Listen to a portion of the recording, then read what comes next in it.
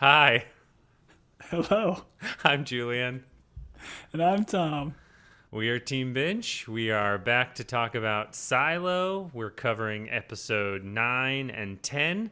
As Tom likes to call it, that would be the penultimate episode and the finale. So, welcome back, all of you. Tom and I feel good. We haven't been struggling with technical difficulties for the last hour. So, for guys that don't get paid to do this, we're wasting an awful lot of our life. Speaking of wasting life, Tom, let's talk about episode 9 and 10. We left on the cliffhanger of Juliette. Cliff Jumper. Very good. Thank you, sir. Jumping. And after I saw that episode, I texted you and I was like, Tom, crazy thought. Let's record 7, 8, and 9. And really, selfishly, all I wanted to do was watch where the show was going for episode 9. So, unfortunately, I thought this episode was going to be about 30 seconds long with her falling to her death. But surprise, surprise, there was a landing underneath. But before we go too far, Tom, how'd you feel about episode 9 leading to 10? I thought 9 was, again, fantastic the way it's set up. It was kind of a bummer from a podcast perspective. Like maybe doing 9 would have been helpful so we could have a little bit more to theory craft on what we thought was going to happen in the finale. But I loved it. Like I loved the setup. I love where they put Billings and him kind of like questioning the idea of the pact and everything else and what we get in the finale. And then obviously Juliette's kind of ultimate turn at the end was just great. And seeing more of Bernard and Sims kind of really get into the weeds with their scheming was a lot of fun. What'd you think? Right. I like this episode. What this episode made me realize is that everyone's really bad at their job. Like Sims and Bernard can't find her, and they've got all of these cameras. And it just seemed a little bit convenient how easy it was for her to, slip and go from level to level. We Agreed. Ultimately find out what allows her to do it, and that leads to just some great action shots. But no, I enjoyed 9. We led into the finale. Once again, I've read these books, didn't remember any of this, so it's all new to me and all a surprise. But let's roll into episode 9. We know what happens at the end of the season, so we'll try and stick to episode 9. But there's a great mystery that's been revealed, and once you know the secret, as Bernard knows, once the secret's out, it will lead to chaos. And so I plan on this podcast being absolute chaos because we know the secret. Perfect. Wonderful. The silo mirrors our own life, Tom. And by that, I mean we're just stuck in a bucket, wasting our life away. Anyways, they can't find Juliette, even though she was just like a staircase below. They were like, hey, maybe you guys should be faster running downstairs. I mean, this is your whole lives. Doesn't matter. The important thing here is this blinking keychain from Bernard. Obviously, they make a point of showing it. And there is some real importance to this thing, right? Yeah, and in watching this first glance, because we had already theorized that there might be potentially multiple silos and that this 18 might kind of go to that. But this is the first, and when I say 18, I mean like matching the hard drive. But this is the first we see of this key and the way it blinks. Like, what do you ultimately think this is? Is this like a communication device? Like, why does it blink? Is he communicating with other silos? Are they watching him through the cameras in some form or fashion? I'm very interested to see your thoughts on this. Yeah, let's go deep into it right away. My understanding was this is a warning light, and the only way it would be a warning light is if someone higher than them or someone outside of them is watching and is like, hey, Bernard, you got to get this thing straight because things are getting out of control. And the way he looks at it, because I don't think anything happens here that would have like triggered a alarm, right? She just leaped off the balcony. She didn't do anything that would cause something within the silo that would be like a mechanical alarm trip, if that makes sense. So this definitely felt like purposeful of Big Bad Silo being like, hey, Silo 18, get your stuff together because it's all about to go south. That's how I took it. And I feel like it almost even like vibrated when it was on the table. So maybe it's like some sort of like pager communication device. And again, I don't mean to jump Tom, too what's far a pager? ahead, but this is such a it was a means to let somebody know that you wanted to talk to them on the phone. Tom, did you have a pager? I had a two-way pager that didn't work, but it had like a game on it. So that's what I used it for. What kind of game are you? Forgive me, audience. What game are you playing on a pager? What? I don't know. It was like a fancy one. It flipped open, it had a full keyboard. It was like one of those like keyboard phones before they were available. That's not a pager, Tom. That is no. The only thing you should be able to send is like one inappropriate word on a pager. My mom had a clear plastic purple pager that somehow like we as kids got our hands on every once in a while. I remember going to school with it, and I don't know why I thought it was cool, but yeah, I had stolen my mom's pager for a day or two. Guess what? No one paged me. That was classy. No one paged me. All right, we have the scene where Paul and his wife are fighting, and this is ultimately she is afraid that because of his syndrome and because of the stress that's on him since he left judicial, like she wants him essentially to quit and go back to judicial and make their lives easier.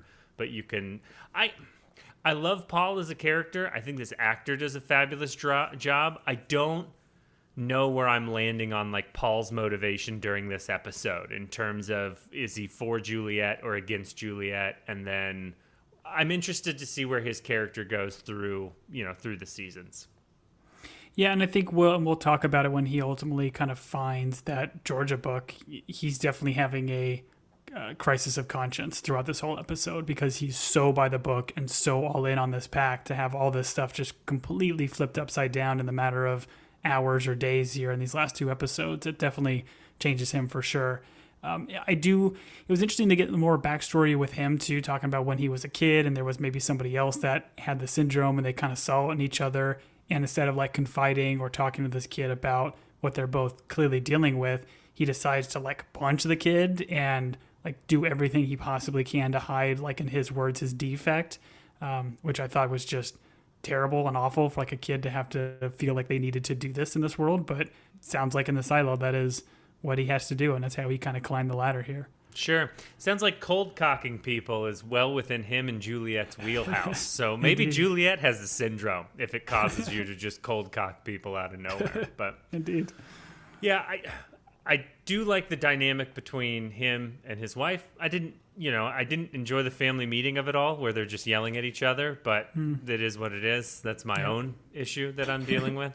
But it was fun to get his backstory, and once again, I'm just interested in the character that is Paul because there is a lot of complexity there. Mm-hmm. We have Sims visiting Doc Daddy, which never going to get old saying Doc Daddy. I'm glad this is recorded. In years from now, my children will listen and be like, hey, that was weird. And I'll be like, sorry, we did it. We did it for the tens of listeners we had. Also, I can't believe the internet still exists and has our podcast up. Anyways. Man, I miss Tom. That's going to be my follow-up. I miss Tom. Doc Daddy couldn't save him. Doc Daddy couldn't save him. He said he was going to jump for the bushes. He said, aim for the bushes. Oh, Tom. Why, Tom? Anyways. I aim for the fans. I thought the fans could just blow me slowly back down. That's what George was counting on. We're jumping ahead. George is like, I'm flying. No, George is falling ahead. I love it. Oh, speaking of falling, good point. This is where Doc Daddy mentions that there's like a smooth railing where people gripped the bar tight before judicial threw them over, which is a terrifying thought. But the understanding is that Juliette's mom and his wife, this is how she met her demise? Is that what we're picking up here? Yeah, from like the level 1, so I guess all the way to the top. So people that either have the syndrome or I guess are suicidal, like they go to a specific spot all the way to the top. And he mentioned this is where his wife, I guess, met her demise and jumped. So again, there's still like, I think even Doc Daddy like confronts him about this and says like if it was or wasn't, or maybe that's Juliette with Bernard later, kind of wondering if it really was a suicide or if there was something menacing in how she lost her life. Right. Do keep in mind, in the pact, it talks about the founders had to do the research of what level you have to jump off in order to ensure finality. And so they started at like level 126, and the guy was like, ow! And then he went to 125, and he was like, that hurts worse. And then 123 was a leg, so they had to swap him out for someone else. But they once they same guy? Yeah, same guy. And well, they didn't have the mines back then, so a guy like Lucas would just be tossed off each until they find out. But when they got to 1, they definitely figured out, hey, once you jump off 1, there's no ow, it hurts. So your assumption that's what the experiments were in Silo 1 through 17? Yes, they figuring out how far you had to be to jump in order for the fans not to kick on and save you. Anyways, that was all terrible. I'm sorry. Juliette sneaks into... I found this all a bit harrowing, which I know Juliette's not violent, but the way they shot her going into Sims's family and holding the wife and son hostage and using the computer, and then Sim's wife like picking the lock. All of this I thought was shot really well, and I was definitely on edge because I thought Sims's wife was going to cave Juliette's skull in at one point. But oh yeah, all of it was very, very tense. And like I think it's Camille is her name. I think they use it later on, but we get a little bit right away that she's like an ex-raider, so she is very capable of handling herself. We find out very quickly that she has her own gun, so whether that's like Sims or I don't know why she would be able to have one. It seems against protocol, but like we've seen, like Sims and her seem to have some sort of other motives here. So I'm interested to see more about their dynamic too, and potentially season 2. Right. She wasn't wearing the hockey mask and pads, though, so it really took the intimidation factor down. I kept thinking about Batman being like, I'm not the one in hockey pads or whatever, that line from The Dark Knight Rises, The Dark Knight Falls. It's a Christopher Nolan movie. Tom, do you want me to name other Christopher Nolan movies? I'll do it. I'll do it right now. I don't. To your point, Camille does have a gun, which Juliette takes from her. And there is this kind of funny bit where Juliette's not real familiar with guns. She's like, she's essentially like, how many times do I have to shoot you in order for this thing to work? And if I was Camille, I'd be like, oh, you're holding it backwards, turn it around. And the safeties, that curved thing, pull that. And I think Camille could have used this to her advantage. But anyways, guns are not toys, kids.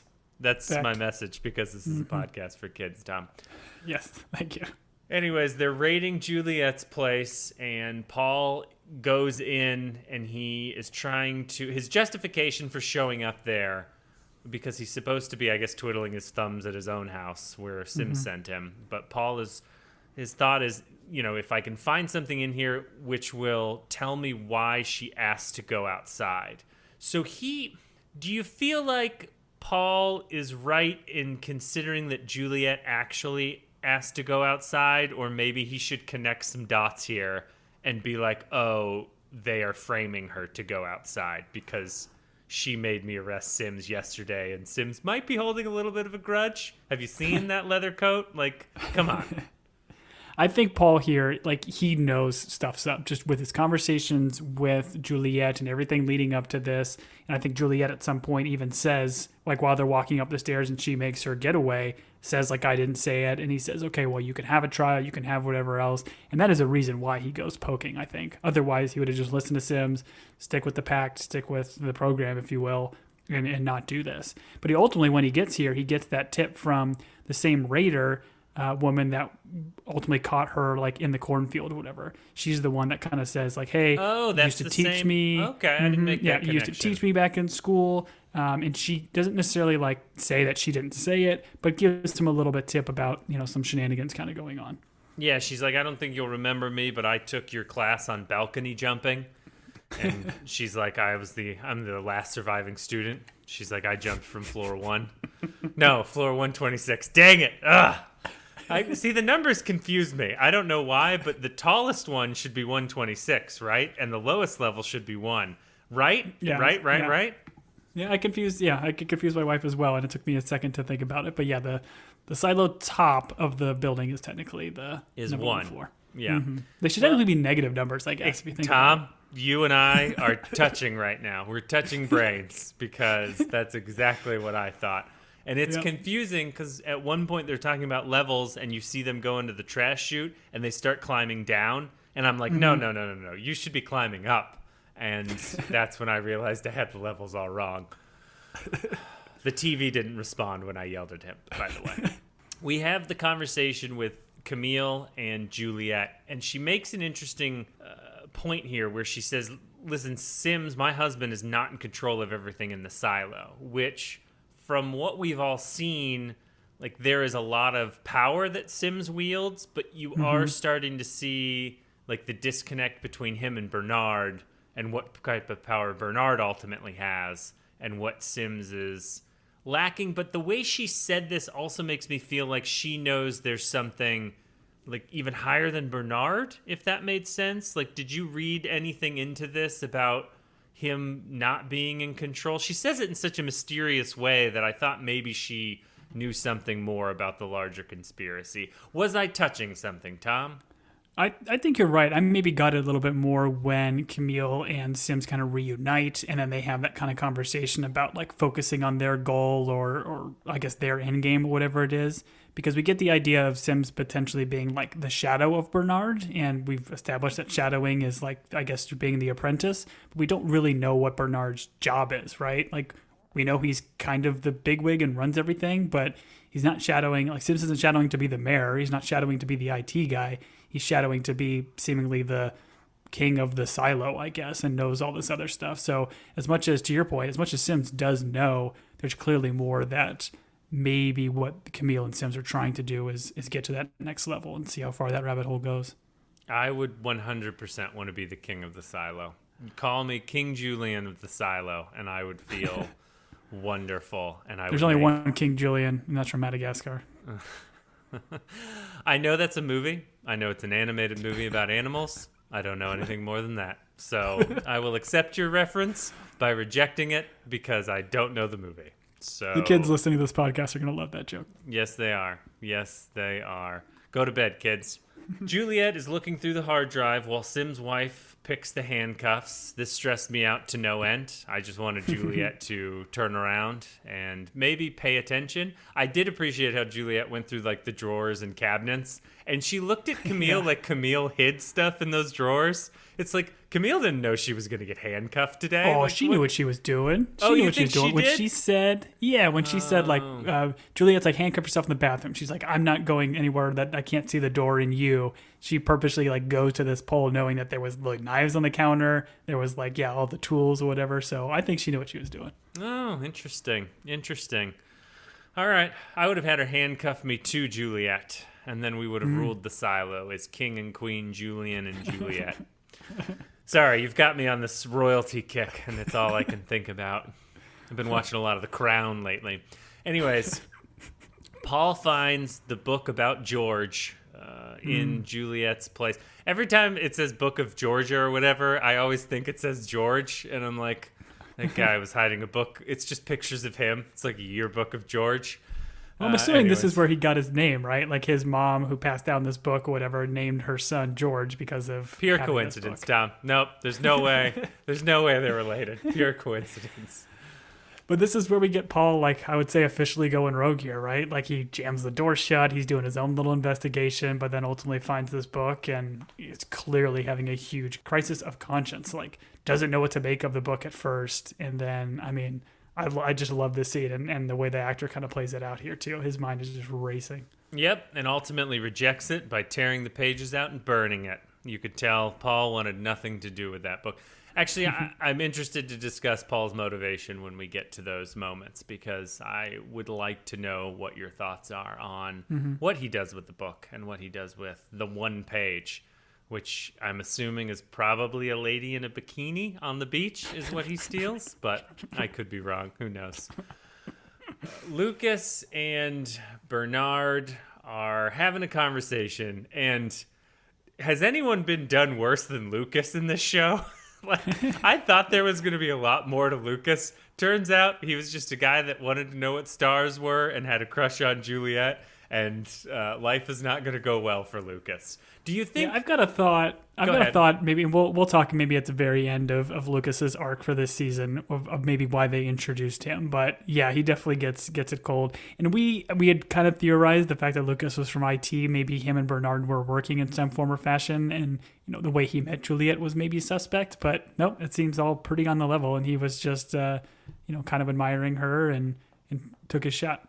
Yeah, no, that makes it worse. If he was, if his shot wasn't, there wasn't some like underlying conspiracy to him making the move on her, then he needs to learn how to read a room. That's all I'm gonna say.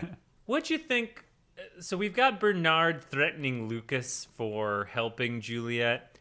Tom, how do you feel about Tim Robbins in this role? And I guess, do you have a relationship to Tim Robbins in some way, shape, or form? Like, is there a role that you think of him when you think of Tim Robbins? I feel I can't recall anything he's done recently. I'm sure he has still been very active, but for me, it's always like Bull Durham and Shawshank. Do you like him in this role?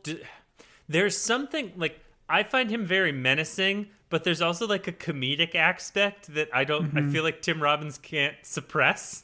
He's got to be funny in some way. So I do really like him as this character. I find this character sometimes I have a tough time like getting the pulse of like, is he a murderous jerk?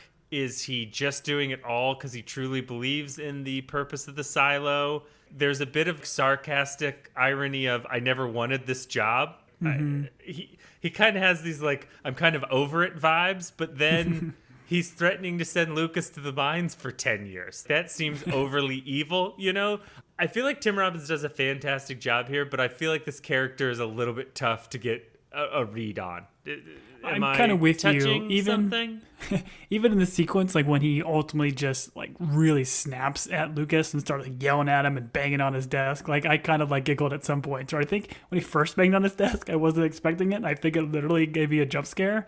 But yeah, I'm with you. It's a nuanced role, and I don't have a read for him. I don't know. Like he makes mentions about not wanting the job, or he thinks about leaving like once a day or something to Juliette, kind of towards the very end. So yeah, I don't know what to make of him, what his motivations are. Because he's not pure evil, right? No, I think there's a part of him that is doing this for the silo, but then there's like a cold-heartedness to him where he has to make these decisions, and we'll talk about it farther down, but I find that there's like a comedic part to him where you're trying not, or you feel like he's about to break. About to be like, hey Lucas, you're going to the mine for 10 years. Psych! I don't know. It was weird. This is where he's talking to him about the hard drive, and this is also where the number 18 comes up, which you referenced earlier. Well, and it's interesting too, because the second he mentions 18, like it freaks Bernard out. So he knows the importance of this, and like the fact that it does match up with the key, like it makes me think that each silo maybe has a specific hard drive that is dedicated to it. And we know that this hard drive has massive amounts of files and data. We've only really seen maybe even scratch the surface of what's all on there. But I love like how wide his eyes get when he hears the number 18. Right. Once again, my heart goes out. Actually, my heart doesn't go out for Lucas. I don't really feel bad for him, but that's probably just jealousy. Who knows? Juliette deserves better. Anyways, someone who knows what stars are.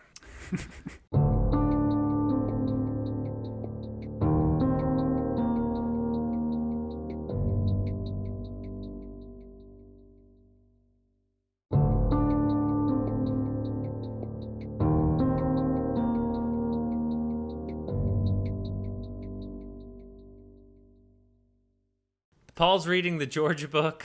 Once again, actor's doing a fabulous job. Just a lot of stuff happening for Paul. Paul just wanted to be sheriff, you know?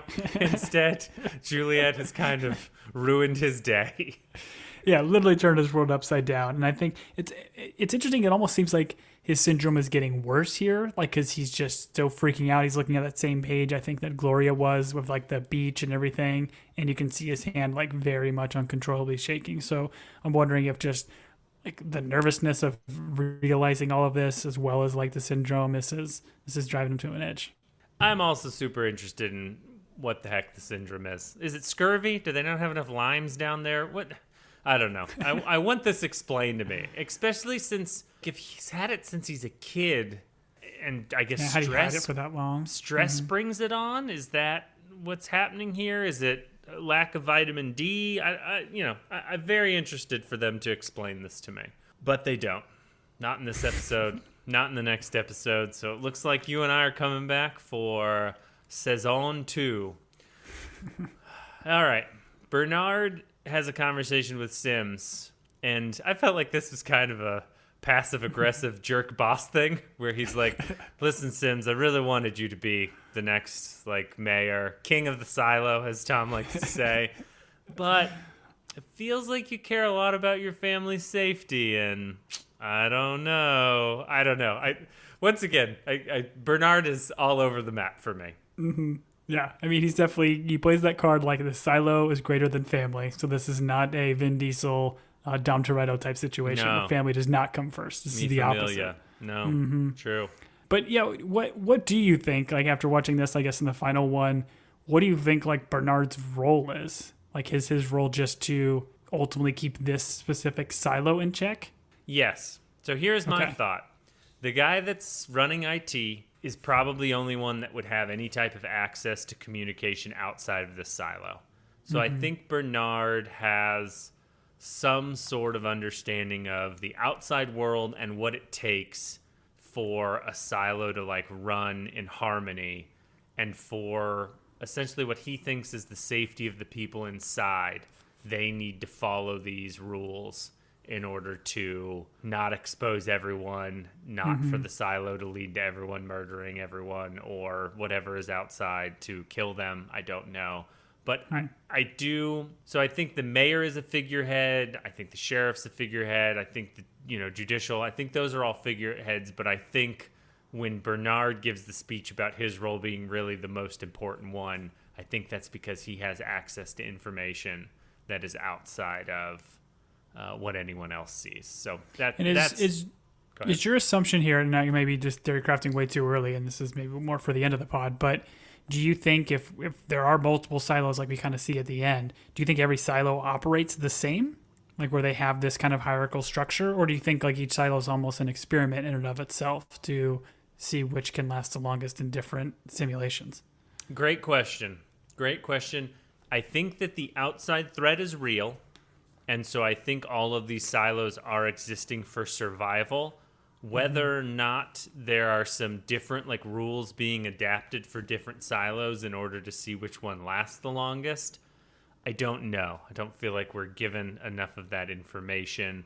I do feel like they are being passed the pact and some things that they feel gives them the best chance to survive. But that's not to say there's not, like, a hippie free-loving silo that there's no rules and just right. It's no rules, just right. Is that a local casino? I don't know, Tom, where I came up with that slogan. Is that Peter Piper? There's one silo that's Peter Piper themed. It's just arcade games and, like, weird gross tokens and a bathroom that's always closed for cleaning and really bad pizza. And that silo's probably going to last the longest because Peter Piper's still going strong, and even my kids want to go to Peter Piper, which doesn't make any sense because pizza doesn't have an expiration date. Good point. I don't know. I'll pass the question off to you. Do you have a theory on, are these silos experiments, or are these silos surviving and the pact is their best chance? I guess I was kind of cheating. I wanted to hear kind of your thoughts, but I'm going to hold mine to the end because I have some kind of bonkers thoughts that I've kind of thought about myself, and then watched a couple internet videos, and I kind of like some different ideas about what ultimately is kind of going on. Again, not having read the books, and the videos and stuff I did watch, I made sure I got them from people that hadn't read the books either. So we'll see. Well, I'm going to talk about it at the end. All right. Well, I asked once. I won't ask again, Tom. I don't care at this point. You can keep your internet research. All right. I don't want it. I don't care. I don't even want to. You made me you made me open my heart. Okay. I showed you what was inside of my heart and how I felt about the silo, and then you're like, nah, I'm gonna hold mine. So yeah, you opened your silo and I just spit in it. Yes Joke's on you. I'm into that. Anyways, Juliette's searching the hard drive for Podcast for Kids. Tom, remember it. Juliette's searching the hard drive files. I love that there's a file that says start here. She's like, oh, that's convenient. It would have been more convenient if you had dragged that up to the top, George. That would be my although if they're in alphabetical order, You remember when files had to be in alphabetical. Anyways, this is dumb. I'm not going to talk about the interface of this stupid hard drive. I'm so mad at you right now, Tom. You did me wrong, all right? I don't know if I can continue. All right, I'm a professional. I do this for a living. I'll continue on. Thank you. Thank you, guest host. All right. You're welcome. We have a video of George, and they're blown away by the idea of a video, which I don't know. They live in a world where there are, I guess they're not TV screens. They're just windows to the... They've got computers, and they know that there is a screen. Well, they know there's video outside, right? Because they see people clean, but they don't understand the concepts. This video should not be as mind-blowing as it is, but apparently it is. And her seeing George, I think, is more, not necessarily the fact that it's a video. Granted, George does spend the first 10 seconds explaining what a video is and this is what they used to call it. But I think it's her shock is That's actually seeing George talking. Thank you very much. Of George kind of talking to her. And I want to give you props because I think you jokingly called out that George was filming a OkCupid profile or something. This what is did not, you say? The video we get is not the joke that I made about what George was doing with that video camera. So you don't have to give me any internet points on this one, Tom. You get the But I was blown away George was wearing a shirt because typically when you make these videos... Anyways, all right. I did have to pause. I paused and I confirmed that it was a shirt. Okay, good. And there was no written word. Good for you. Yeah. All right. Sim's wife picks her lock and she's watching this video with Juliette. Juliette does not get very far in the video. I didn't think Camille was going to murder her, but she didn't, and she does let her go. And my thought was this self-preservation on Camille's part? Was she blown away by the video as well? She did not seem all that surprised by the video. So maybe she knows more because she's Sim's wife. And she was a raider. I feel like she has to. Yeah, I feel like married to Sims, and it seems like they had an open relationship with what they kind of share communication-wise, because she doesn't seem blown away by it, and almost like as she's watching it, she tells her, you have to turn this off. But I think ultimately her drive here, her decision was for her son, and she understands that if raiders are going to come in here because she's connected this thing to their computer, that these raiders are trigger-happy, and she doesn't want anything crazy to happen to her son. Sure. As she departs here, a bunch of cameras start to go out, Tom, and I need someone to explain to me why those cameras are going out, because that seemed real convenient, and at this point she's got no one working for her. Is there someone in that viewing room that maybe is on her side? The cameras going out was too convenient. Was she just running around with a wrench, jumping and crushing cameras? What's going on here? I tend to agree. I was a bit confused by this. It's one thing if a couple kind of go out and then they can kind of figure out, oh yeah, she's just smashing them as she goes. But she doesn't know where every camera is at this point. My only assumption is maybe it's that IT hacker guy we're going to meet here in the next scene, potentially helping out beforehand because they say he can kind of hack into these cameras and play around with them. But it almost seems like, they're getting actually smashed. So I feel like this is kind of fast and loose, and like you had mentioned earlier, they needed Juliette to just kind of get away, so they allowed her some skullduggery to be able to get around. Wow, that's quite a term. Yeah, I don't think it's the hacker, because this hacker guy doesn't know what's going on until he walks into this room, which is Patrick Kennedy and the redheaded IT guy. I believe we find out his name is Danny. Once again, all these people seem like they're about to be done real dirty by Juliette because she pulls them into their conspiracy, and she's not going to be around when they get caught, tortured, and thrown off the railing. That's for sure. Yep. But I love the guy that plays Patrick Kennedy. He's so great. Good. He's I'm just here for the watch. She thinks I'm doing it because of this, but I really just want that watch. And his dropping of the F-bomb is always just so timely and great. And even this new Danny IT guy that kind of comes in, he's super snarky with the security guards, and he even makes mention that he had this drive before, which I thought was super interesting. And he was the one that sold it to George's I guess old girlfriend, and he couldn't crack it. So that was a kind of an interesting reveal too. Right. You brought up the F word. I do want to listen. I don't want to be the war on Christmas guy, but this show, other than the F word, which they drop, it's almost, I don't want to say jarring. It's a little bit out of place. There's nothing about this show that couldn't make it, relatively, I don't know. It's a lot of murder, Julian. It's a lot of murder. There is a lot of murder. I guess there's, So maybe I'm pulling on the wrong string here, but I do feel like if you would remove just the random F word, like this show is like pretty. I don't know. You wouldn't have to not let kids watch it, but we're a podcast for kids, so they've already watched it, and that's why they're here listening to us. So Listen, never mind. Just words, man. I'm not against the words. Kids can hear silly words. It's the violence that gets me the most. Oh, but there's okay. not incredible violence in this. Obviously, people falling from silos is not great, but yeah, I hear an F-bomb or two. I can live.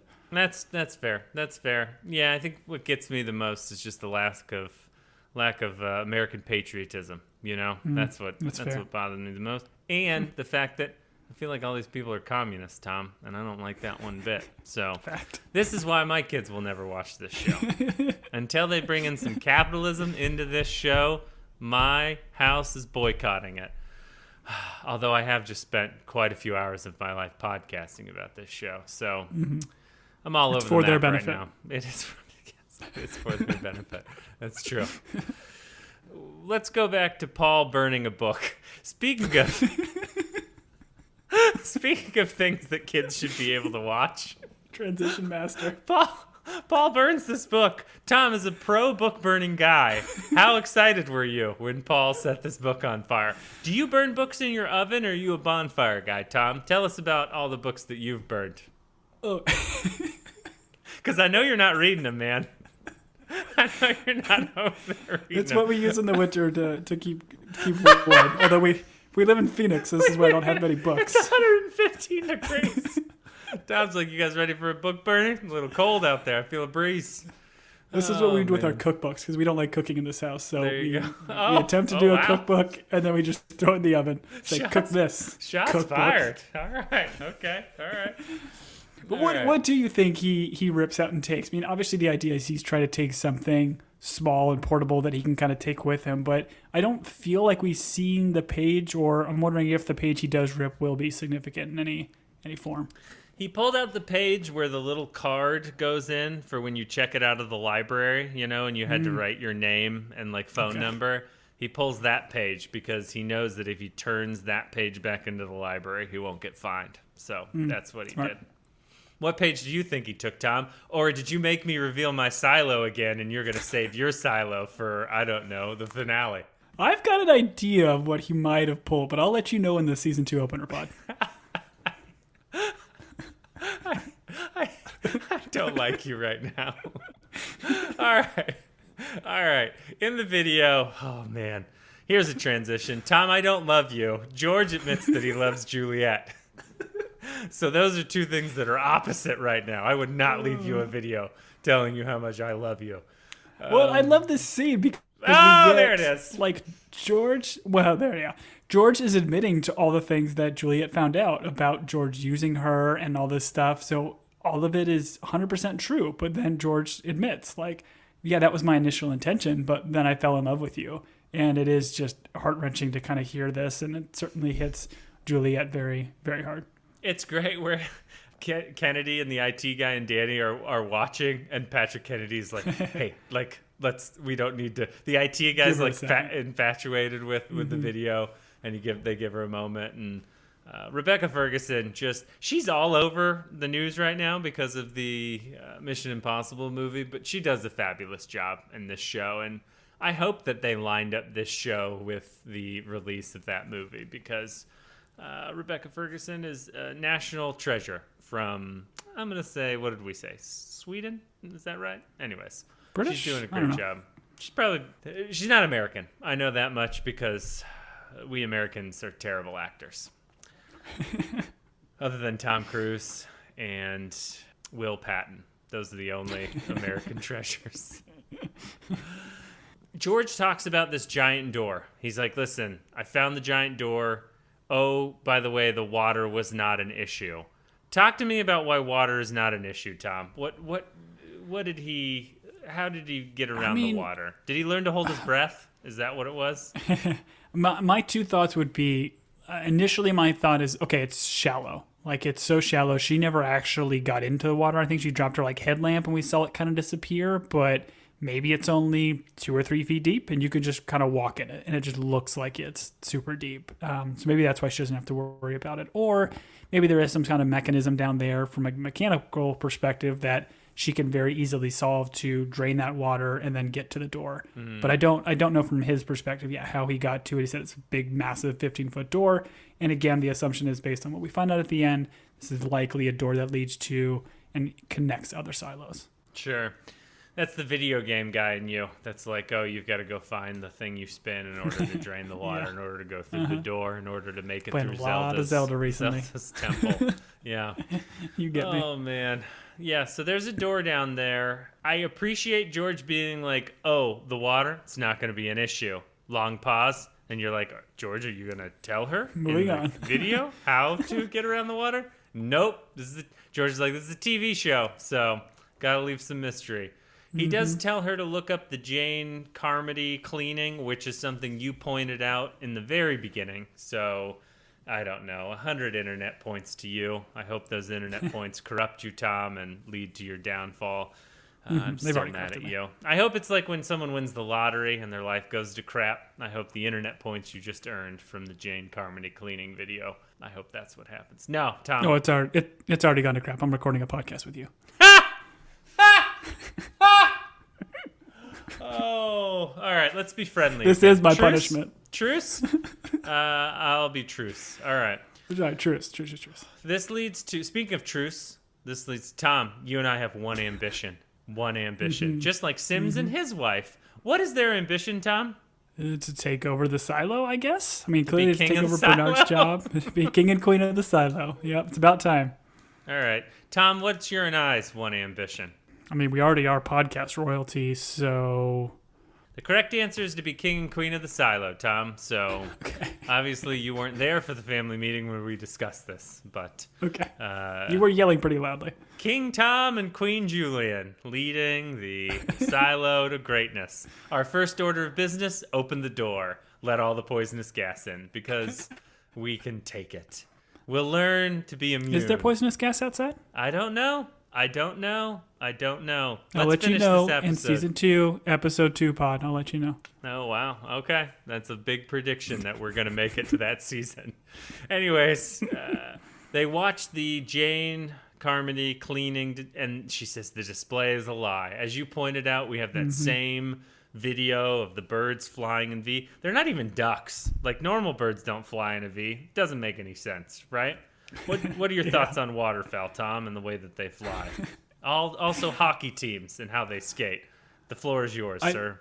I like the idea of ducks, but I hate them. Can't stand them. Quacking. Oh, man. Eating our bread. All right. Do you women. have any final thoughts on 9 before we roll into the finale, other than you don't care for ducks, which is what all of this has been leading to? No, I think I've said it all. Okay. All right.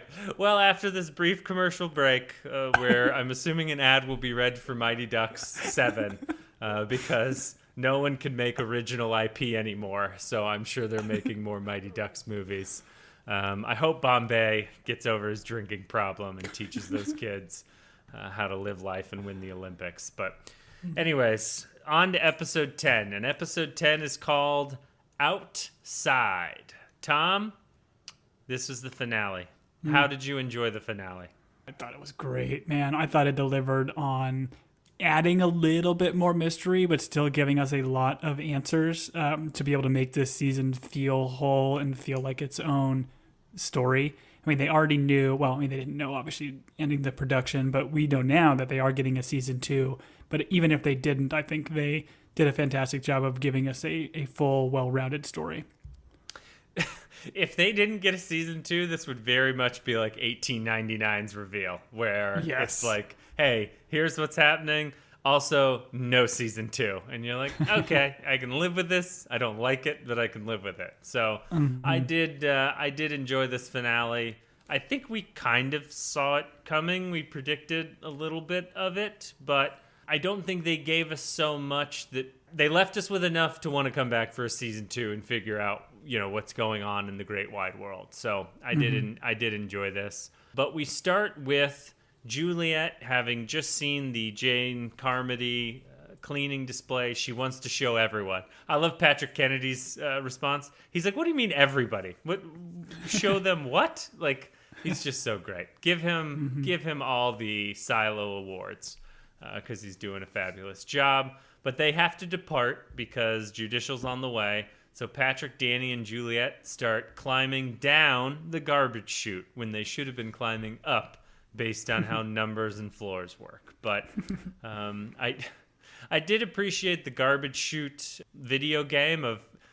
There should have been a guy leaning out the chute throwing stuff down at them rather than them just blindly throwing garbage through. Like, right. They're really trusting in gravity and the randomness of falling objects. But we'll get to that later. Sims questions Paul and notices the syndrome. He's like, I can't help but notice you're holding your left hand in your right hand. And then Paul switches hands and he's like, now you're holding your left hand in your right hand. And then he switches again. He's like, you're holding your right hand in your left hand now. And that goes on for like 10 minutes. And that was probably my favorite scene of the whole show.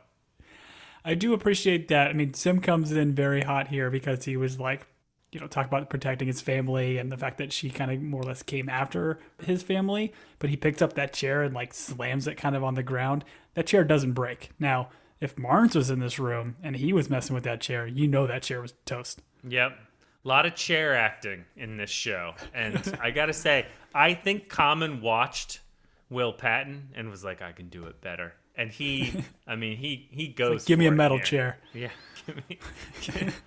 I'm sure there were like 8 scenes where they cut and Common was like, why isn't the chair breaking? And the director was like, Common, you're not Will Patton. You never will be. And he's right. Common's not Will Patton. It's uncommon to be Will Patton. That's all I'll say. Well done. Thank you, sir. Juliette plays the display all over the silo. This leads to probably the best comedy of any TV show ever, where Tim Robbins as Bernard shouts at everyone to cover their eyes. Oh, man. This is like so when good. Nudity happens randomly on a show and a parent has to shout, cover your eyes. And they're like holding their hands over their eyes as they're opening up their fingers to look through their fingers. Through their fingers. You had that one person too that like everybody else had put their heads down, but they're still just staring at the screen. And then of course he has the audacity at the end to Bernard just say, like, everybody needs to unsee what they just saw. Like, come on, man. But I guess my question here is, where does this go? Like, we see all the screens in this room change to this, but does it go on all the screens showing the outside where the people see, everybody that has cleaned over the past decade or so? Like, does it go over that?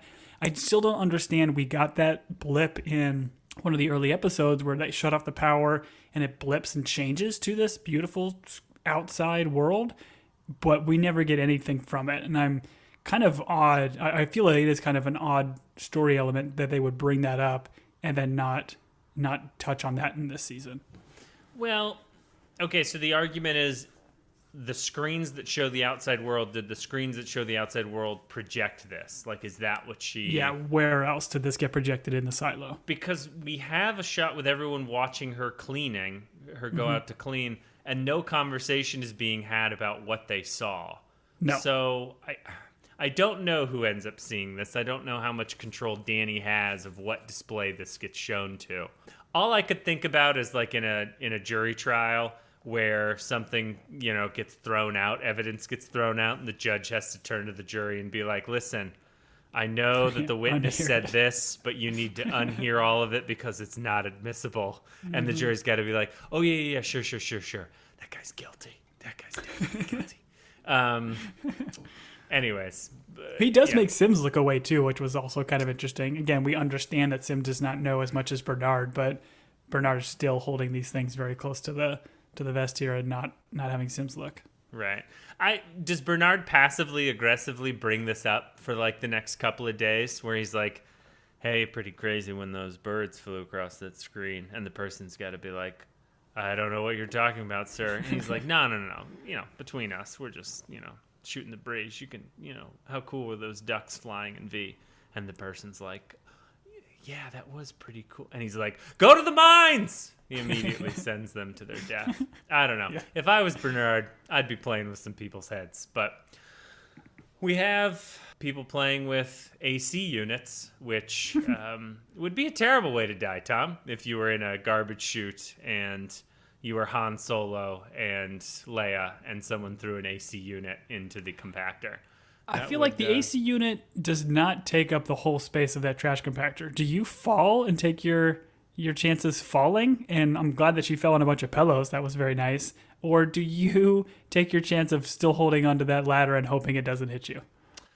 I just saw a bunch of hard drive, or not hard drives, but like servers or super heavy stuff fall before they did the AC unit. Right, so the idea that she falls on this cushy pillow was kind of comical. But again, I get what they're doing. First off, I'm not jumping. Second, if it's a train AC unit, like one of 16 Brand. Or like the 21s, I'm probably just taking my chances, you know? Okay. You're saying you could take a train? Yeah, I definitely take a train. Like if it's one of the newer Samsung HVAC units, you know what? I'm probably sticking around for that one too.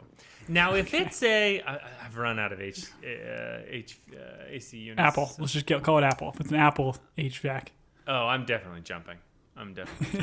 Death before Apple. That's for sure. Anyways, she jumps. I agree with you. This was show chicanery.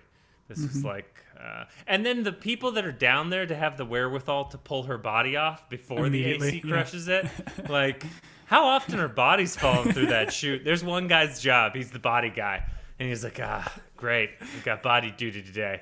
It means I'm not going to be moving anything. Or it means I'm moving like 4 bodies because people are constantly jumping down the trash chute. I don't know. Yeah. I don't know. But she is down there recovering. Walker's doing the classic dab the forehead with a washcloth. She's like, oh, you just fell 30 stories? This washcloth will take the pain away. Sims and Bernard show up. What's the guy's name? Knox? Oh, Knox lets him in, which leads to some tension within Mechanical. But Bernard comes in. She destroys the hard drive, as one does. Tom, when you destroy a hard drive, do you use a hammer? Do you use a drill? What's your typical destroying a hard drive? It's interesting, too, because I don't think Bernard is almost symbolically destroying the hard drive here, because you should use a screwdriver to actually destroy the disk and everything inside of this thing. Or not a screwdriver, but I guess a drill. But he just kind of smashes it with a hammer, which kind of gives us a little mirroring of the scene of the guys from Judicial destroying Hannah's, Juliette's mom's microscope. So it's kind of that, I think, little kind of callback there. But I don't think Bernard doesn't want this thing truly destroyed. He wants people to think it's destroyed when he looks at it a little bit later. So you think when he's holding the disc, that's him like saving the hard drive? Like he breaks the outer, but he's saving the disc? Yeah, so like, not to get like technical, but like that part of the disc, that is like, it's the rigid disc or platter, that's what holds all the information. So the fact that that thing is still intact and he kind of took it out means that he can probably repair this or send it to another silo to repair. I don't know what with it, but the fact that they featured it, you know, it's got to be. I'm sorry, what'd you call it? The platter? It's referred to as the platter or the rigid disc, yes. Ugh. Nerd alert, am I right, Tom? Listen to this guy. Oh, man. Wait, you're the one. Okay, never mind. So Bernard hits it with a hammer, but he doesn't destroy the platter. The rigid disc, yeah. Recently, the floppy disk. He's like, listen, if you want to save your friends down here, I need you to stop asking for a trial. I need you to waive your right to a hearing. Essentially waive her Miranda rights so that he can send her out to clean, but he doesn't have to kill any of her friends. Yeah, it kind of gives it a little carrot, like, hey, well, I'll tell you about the truth of George and, like, do more than just tell you about it, I guess, right? And we ultimately get to see a little video and everything else. But, you know, doing what these kind of tyrants do is playing on her emotions and playing on her friends. Like, if you want to do right by your friends and you don't want us to, you know, torture, kill, do whatever to these people that had nothing to do with this stuff, you need to kind of go by our playbook. Right. See, you're pitching him as a... I don't know where I land on Bernard. I don't find him pure evil. I think he's just I don't think he is. I'm with you. Yeah. I think he's following his agenda to keep this thing alive and to keep this thing going. He's doing it by any means necessary. You know, and I just don't accept that he's a rigid disc. Anyways, Walker leaves her room and goes and sees Carla. I guess Carla is no longer married to Turk, so this is what leads to her finally leaving her apartment. That was a Scrubs reference, Tom. I barely got it. But yeah, this is a huge moment, right? Like Walker finally stepping out of her apartment and doing so after some kind of conversation with Juliette. We don't know exactly what it was, but this is where we meet Carla, and I think Carla is the woman we saw in the photo, and I think the ex-wife of Walker. I think it's what's assumed. But they kind of talk about the fact that Carla here works in supply. So I guess supplying supplies throughout the silo. Yeah, they play this up like it's a big deal. Walker leaving her little workshop. I don't know. How hard is it to walk outside of her room? You know, I just didn't. 25 years or something. Yeah, probably difficult. I didn't really buy it. I feel like, I mean, her name's Walker. Like, how hard is it to walk? Come on. Yeah, touche. Anyways, there's a conversation about Walker making better heat tape. I mean, obviously we know where this goes because we watched this episode, but I found the heat tape of it all, or the sensor wool, all very interesting. I liked the idea of this being like a bigger element than I ever gave it credit for. I always thought it was just, oh, Juliette stole this tape for whatever, and it gave, Bernard upset or whatever about it. But the fact that this does have a deeper meaning and Bernard's kind of trying to hide something here, I thought was pretty cool. And I like the callback. Good point. Yes, his anger is not necessarily that she just like lied and stole something. It's that the tape is, I guess, defective or ineffective. And that being out in the open is something that he's afraid of. So yeah, that's interesting. Bernard shows Juliette the cameras. Juliette's like, look at the resolution. Are these OLEDs? Are these plasmas? I don't know. What's she blown away by the resolution? Is that what she's blown away by? She's blown away, but I love her line saying like, we never had a chance, because she doesn't know the extent of like how many people were watching, how many cameras they really had. And yeah, her line of just saying it was all futile effort, but she did a fantastic job to get the answers that she got. Actually, someone in the room should have been like, actually, you had a really good chance because we had all these cameras and you were still able to escape like for a long time. So you were crushing it. Yeah, you were actually doing real well. We're surprised we caught you. In fact, can't believe you're standing in this room right now. Unbelievable. They play the video of George's death. This is supposed to be emotional. I don't know. Was George... I guess the point of this is George did this to himself so that he wouldn't be tortured to give up his friends, right? That's what he kind of... I mean, he really jumps to a conclusion real quickly, right, Tom? He jumps to that conclusion super quickly, right? He does, yeah. I mean, I don't know what floor he was on, but he was high enough to... He didn't bounce. We'll just say that. Yeah. But I mean, I liked it. I thought it was pretty emotional for me. It didn't like make me teary-eyed or anything, but and because of their relationship being so kind of odd and dynamic, and we know that George was using her to a point, but there certainly was love there. And what got me the most is when George puts like his hands on his heart and looks directly at that camera, like almost knowing one day that Juliette might see this, and he kind of gives like one more like I love you kind of look to camera. It was pretty brutal. Here's what I wish George would have done, Tom. I wish instead of, because of the laws of aerodynamics, instead of him putting his hands across his chest, which create no drag, I wish he would have stood up on that wall and started to flap his arms like a bird and shouted, I can fly, and then jumped off, and then realized his mistake. That's what I wished would have happened in this scene. You were looking for like a Peter Pan type situation. Right. Well, I mean, he's seen the video of the Jane Carmoni cleaning. He's seen those birds flying in a V, so he knows how flying works. So, I mean, I just wish he would have given it a try. That's all. Maybe he would have made it. Maybe he would have died. We'll never know.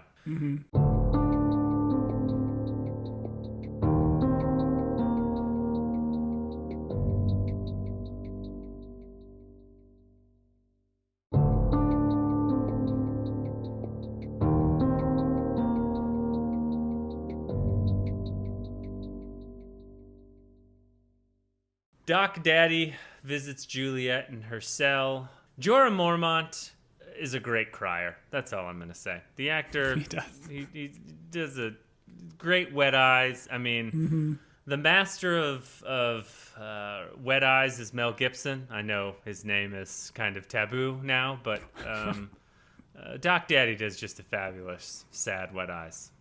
Yeah, I love the scene here. And like Juliette almost kind of says like, hey, I didn't say I wanted to go outside, but she realizes they've got cameras, they're watching her, can't tell the dad the truth, and needs to keep him safe. And then we cut to Lucas and Bernard. Once again, poor Lucas. He's going to get 10 years in the mines.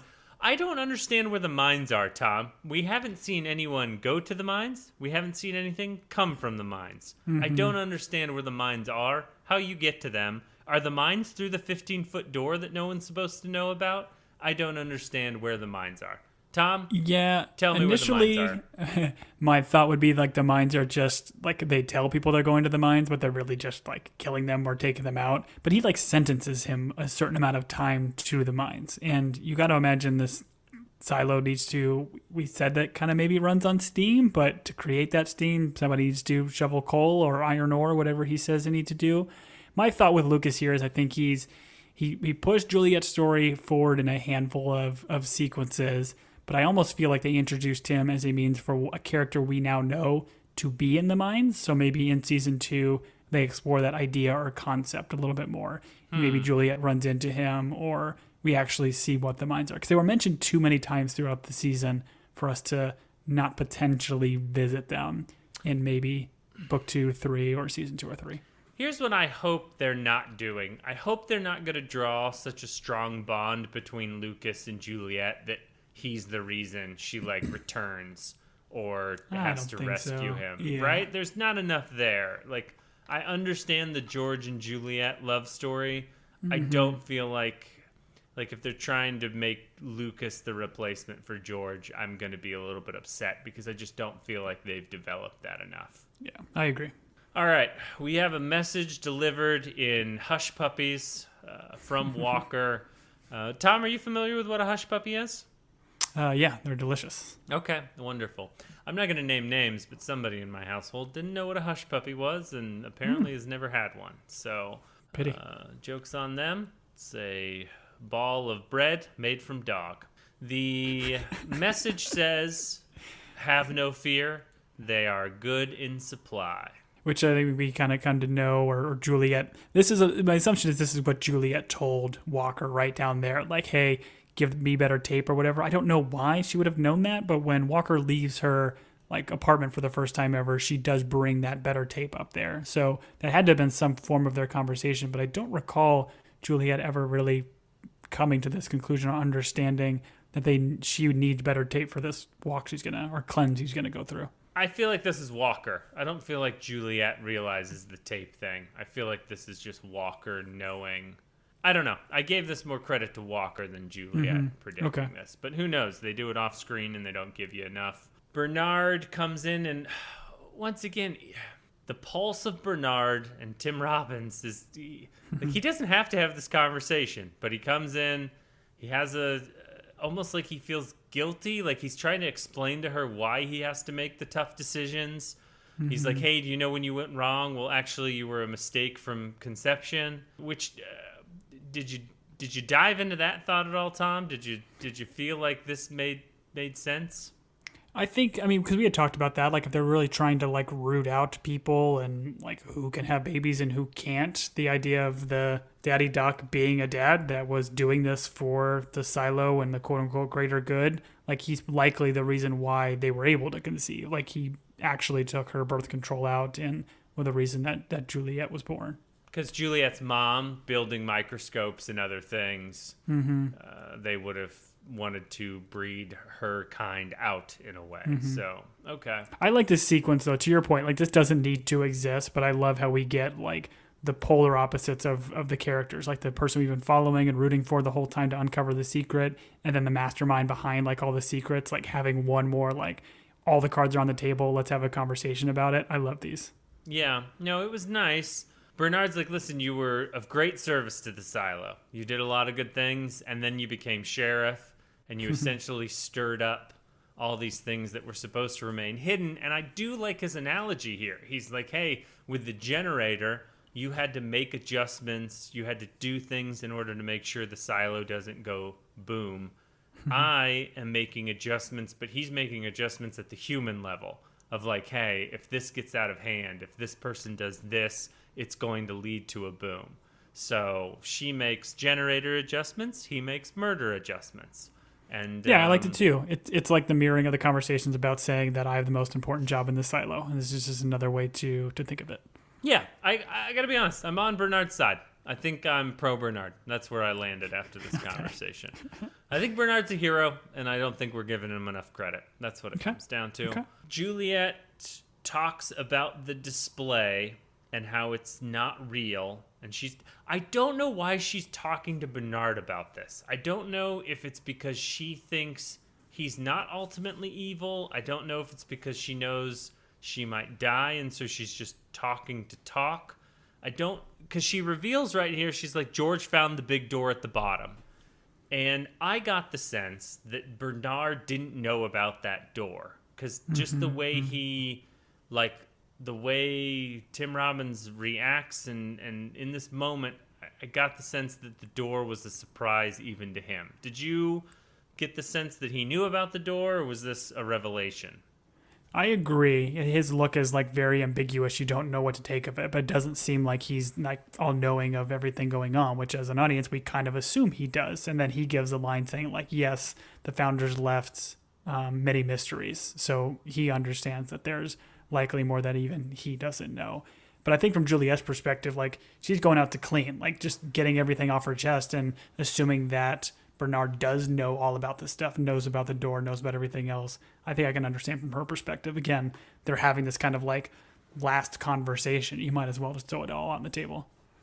So I guess maybe Bernard knows more than most, but not everything. So like I think that's it. Yeah, he is in the dark to a point, but he is given enough that he thinks he has enough to control and make the adjustments. So I love Juliette here. She's like, guess what?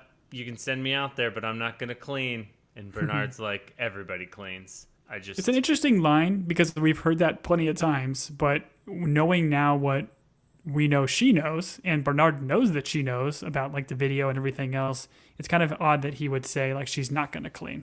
Well, so she knows the display. She thinks the display is a lie. So she thinks when she goes outside, it's going to be all pretty and beautiful. But again, if she has that knowledge and Bernard knows that, why would she think she would clean? Like, because she knows exactly what it's going to look like on her end. She knows what it looks like on the people's end. How is cleaning going to help anything? Well, I think the idea is that they're trying to show everyone else the beautiful world out there. But yeah, I'm going to break my brain if I think about it too hard. Bernard gives her Holston's badge, which is a nice gesture. Yeah, I guess it was her, official last request. Sure. My last request would be probably apple pie and ice cream. And hush puppies? Maybe no, not hush puppies, but maybe an oxygen tank and a... Loud kitties? Quiet hamsters? No, I don't like how much that tickled me. No, I reject your joke. No. All right. Good work. They suit her up. Bernard is looking at the hard drive. It's called the rigid disk, Tom. I'm so mad at myself. Oh, man. Walker is watching the cleaning. She's made it all the way up to whatever level shows the display. And once again, they make it out to be a great thing, but her name's Walker. She should be able to walk wherever she wants. Mm-hmm.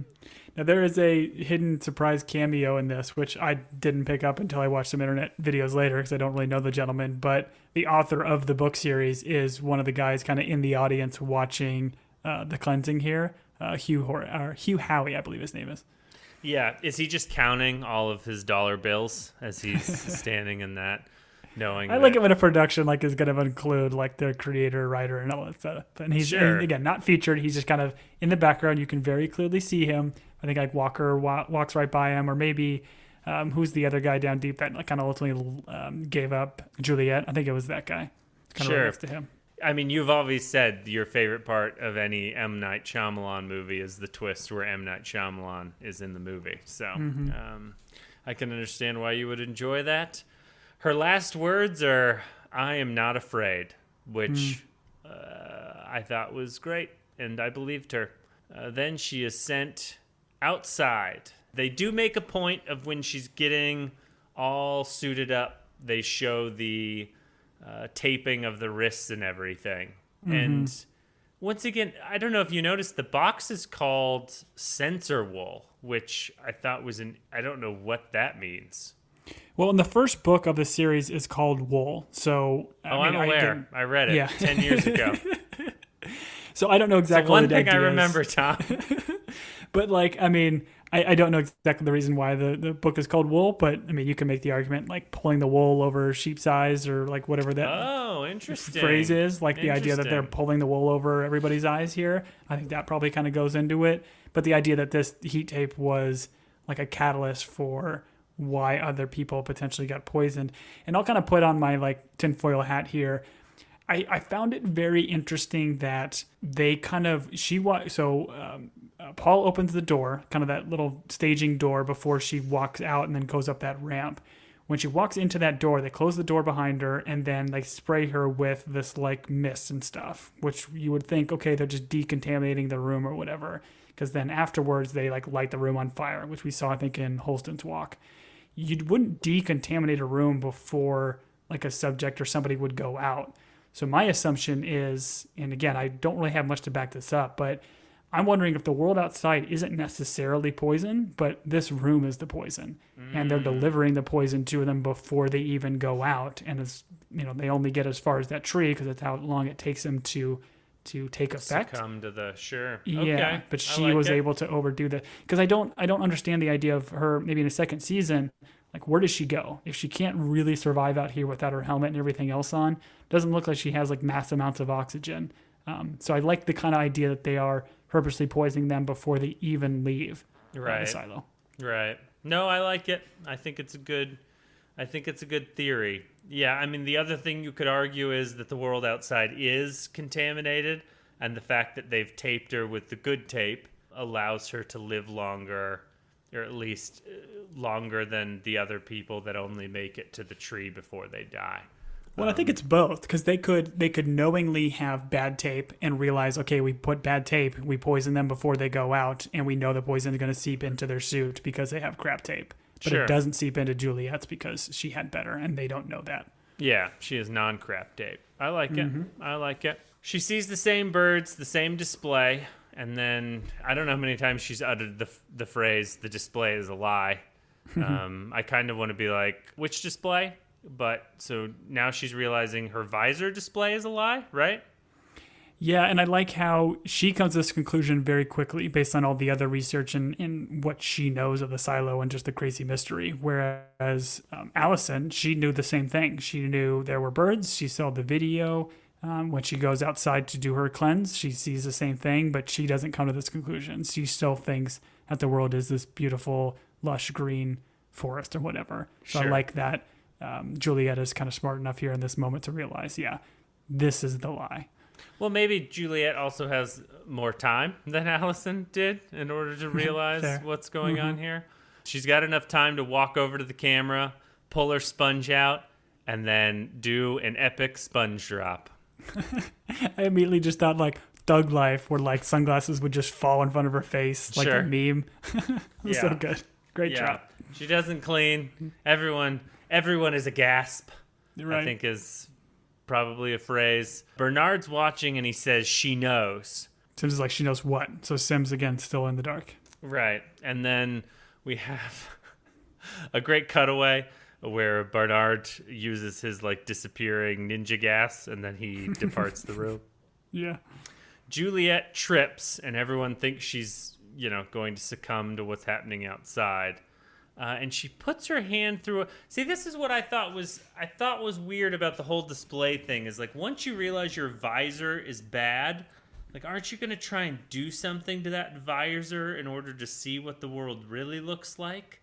Well, you could argue that's maybe what Holston did, right? Because he was like kind of freaking out, and he's the one that ultimately took his helmet off, and that's what made him see his wife and then kind of crawl to her.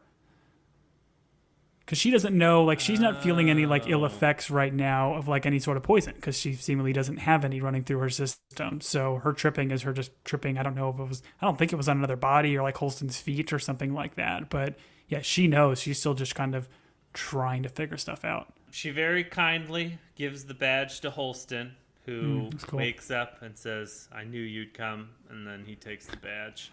So Holston not alive. I'm sorry, I don't think you got that one right.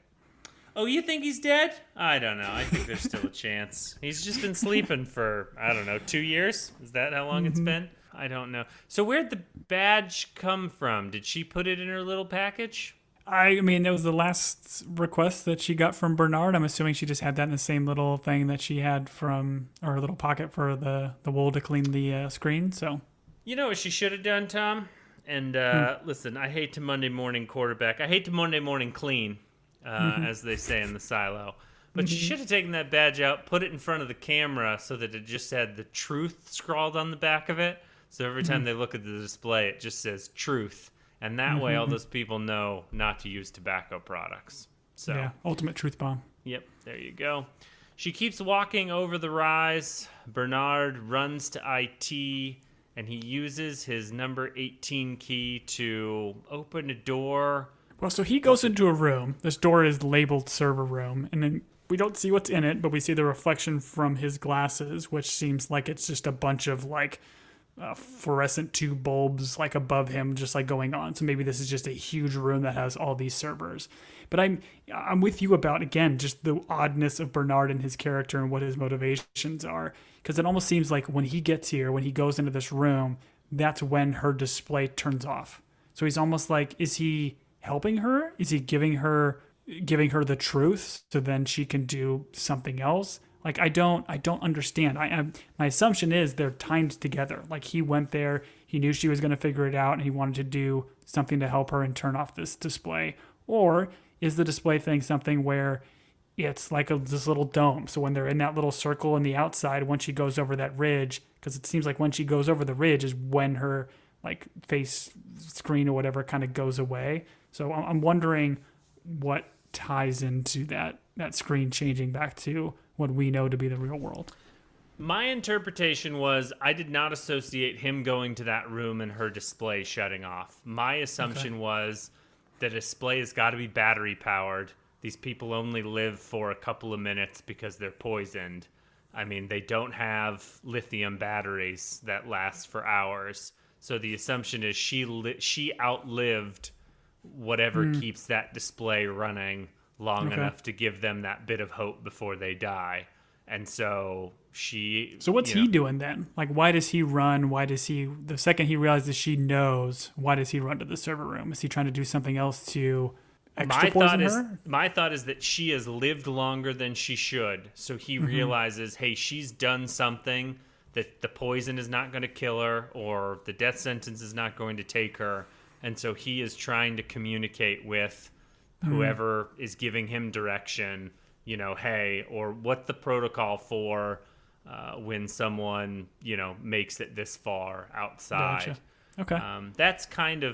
That's where I got. I didn't think he had control. I think it's more interesting. And once again, I don't understand Bernard as a character in terms of like what he really cares about, whether or not he thinks the outside is so terrible, whether or not he knows they're poisoning people. I don't know if he knows those things. I mean, he does make the comment, he goes, it won't be long now, or he says something like that, but maybe that's just because he's watched enough cleanings. He knows how long they last before they die. But I think him being with IT, he knows what the displays are. He knows that the visor and the helmet is fake. And so my thought would be, is he's just realizing she's done something to overcome the poison that you pointed out. And so that's what he's trying to communicate with someone. That would be where my brain goes. But when the display goes away, Juliette sees that the world is decimated and that there are rows of silos. And they ain't filled with corn, Tom. Yeah, not only do we see this beautiful wide shot of these silos and everything, or at least rings of where we assume silos would be, we see kind of a crumbled city in the background. So we still don't know exactly where we are. If we are in Atlanta or in Georgia, who knows? But I don't know if it really matters at this point.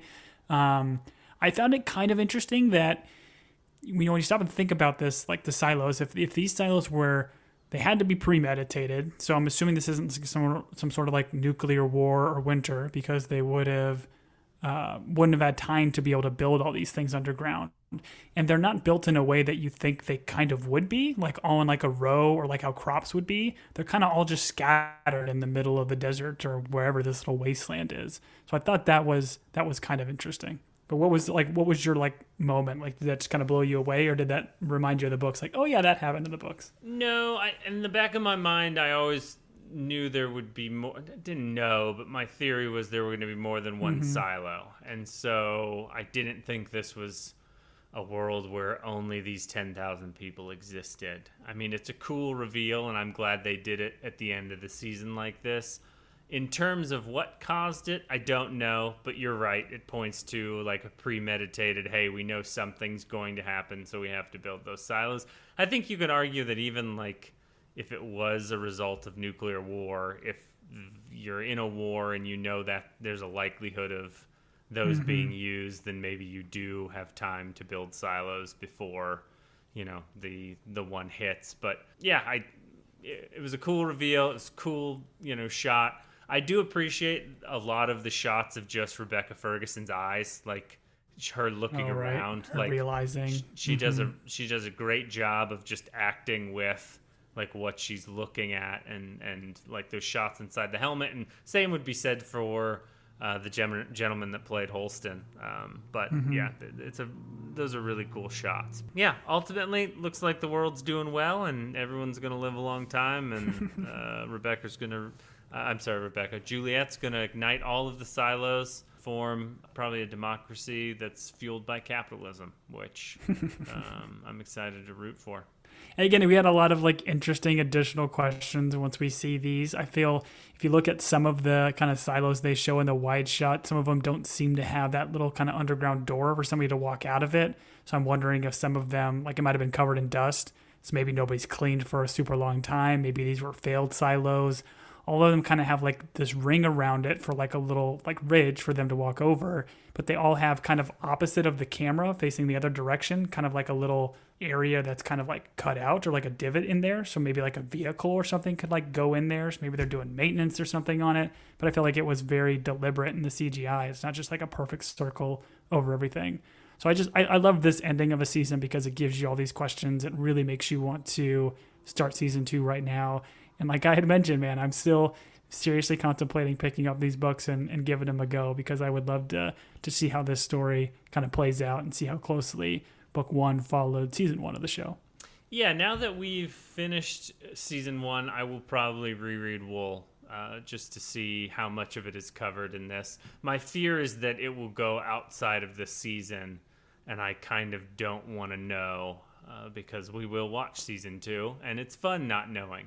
I would always encourage people to pick up the written word and give it a try. I know Tom. Even me? Yes, even if you're going to go pick up that written word and burn it, there's a chance that maybe while you're burning it, a page flips out and you actually read a sentence, and even that is progress. So I'll take pictures of the fire and then pause the fire. Very good. Very good. No, I enjoyed this. I enjoyed the show. I thought it was really well done. There's mystery left over that will lead me to want to watch season 2. I don't know how long the wait is in between, but I do think they did a good job. And even though maybe there's some stuff in here that was kind of like predictable or rote, they did it so well, and it's so well acted, and it looks great that I was still enjoying the ride. So I agree. I think there was definitely some mystery that was relatively easy to untangle. I think even probably most so with the end reveal of the screaming, the lie, and which one was, with like the constant birds they kept showing us over and over again. But I kind of like that. I like how they give us maybe some of these bigger reveals, so we can, if we get that stuff early, we can start kind of piecing together why the people that understand a lot of the mystery are doing the things that they're doing. But I liked the heat tape. I thought was really cool. I like how they kind of brought that back in this episode and made that be a big catalyst for her being able to survive. And I'm with you, man. Like the acting, the cinematography, the directing, everything about this show I thought was just super cool. And where they go from here, who knows, right? Like we've already met a lot of people in this silo. We definitely want to see what happens to these characters. But I mean, where is she going to go? Is she going to head to another silo? Is she going to get picked up by somebody outside? Do they have people roaming out there? Like maybe that's what Bernard did. Is she going to go all the way to the city that's kind of, abandoned in the background? Like maybe there's something in there. It's just cool. It was a fun ride, and I very much enjoyed talking through this show. I'm assuming she's going to go to the next silo, knock on the door. They're going to answer, and she's going to be like, would you like to hear the story of Jehovah? And I don't know, maybe hand him a pamphlet or something. Do you guys have any pizza?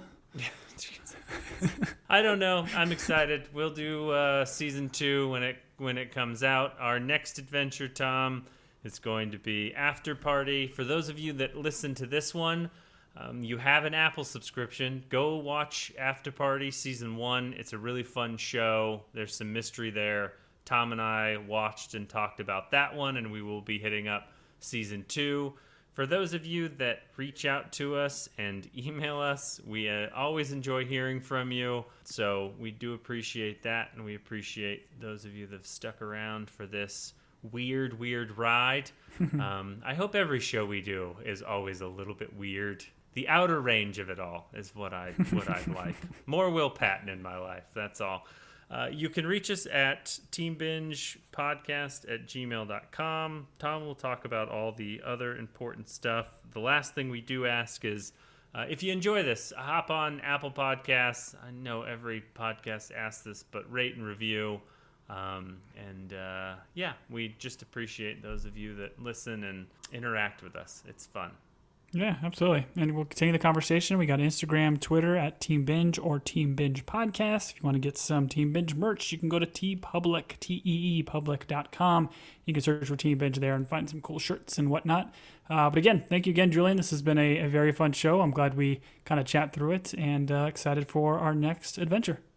Yes. Tom, did we get to all of the stuff that you wanted to talk about, but you were afraid to talk about earlier in the episode? We did. We tied it with a little bow. Wonderful. Well, I'm glad you're satisfied. I'm still angry. No, Tom, I'm eating I appreciate a Snickers you. right now. I am a little hungry.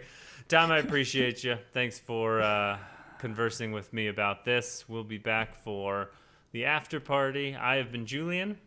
And I have been Tom. See you next season, everybody.